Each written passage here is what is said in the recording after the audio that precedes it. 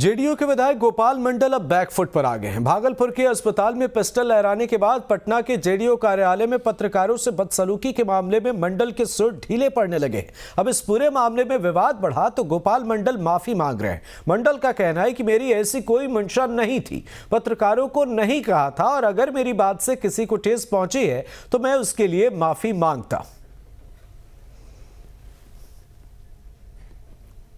हम कुछ ऐसा दुर्व्यवहार पत्रकार के साथ नहीं किए हैं। हम डांटे अपने आदमी को, और अगर हमरे बात विचार से किसी पत्रकार को कष्ट होता हो तो हम उसके लिए क्षमा प्रार्थी हैं।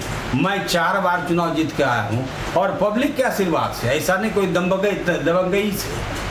और ये बात नहीं है हम किसी को कुछ बोलवे नहीं किए। अगर बोले हैं उनको सुनाई पड़ा कि हमको बोले हैं, इसके लिए मैं क्षमा प्रार्थी हूँ।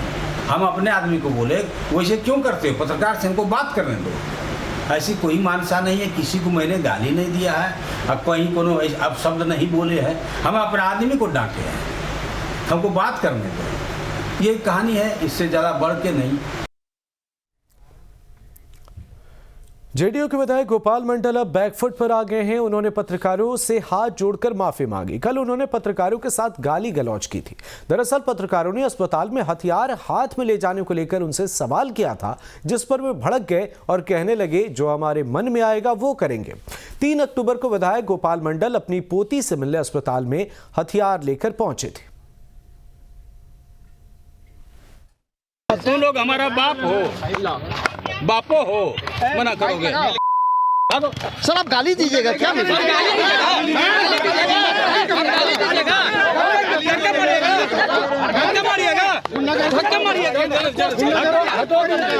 जदयू का यही संस्कृति है क्या? गाली क्यों? हम कुछ ऐसा दुर्व्यवहार पत्रकार के साथ नहीं किए हैं।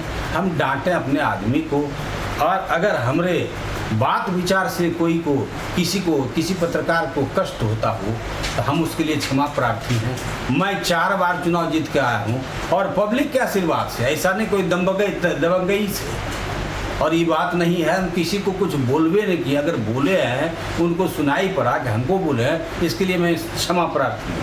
हम अपने आदमी को बोले वैसे क्यों करते हो, पत्रकार से हमको बात करने दो। ऐसी कोई मानसा नहीं है, किसी को मैंने गाली नहीं दिया है, अब कहीं कोनो अब शब्द नहीं बोले हैं। हम अपने आदमी को डांटे हैं, हमको बात करने दो। ये कहानी है, इससे ज़्यादा बढ़ के नहीं।